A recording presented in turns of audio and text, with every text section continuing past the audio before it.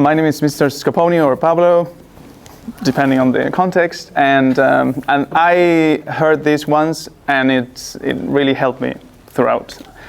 I heard like 25 years ago. So there was once a widower who had two bright young daughters who were so curious about everything that they kept asking questions and questions and questions.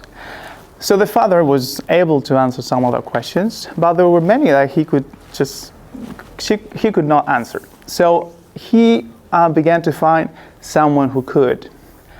And he thought of the wise old man who lived on the hill. This was a long time ago. And so he decided to take the two daughters to go and live with the wise old man, which was what you did in those days. So off they went to find the wise old man who lived on the hill. And they looked for him and looked, and eventually they found him sitting on a rock under a eucalyptus tree. He was just meditating.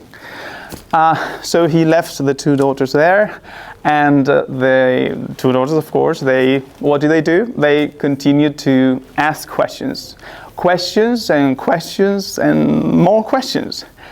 But unlike their father, the wise old man always had an answer. So this was perfect for the two daughters, because no matter what they asked, the wise old man always had an answer. So as time went by some more, they found it a little irritating that no matter what they asked, the wise old man always had an answer. So they began to find ways to catch him out.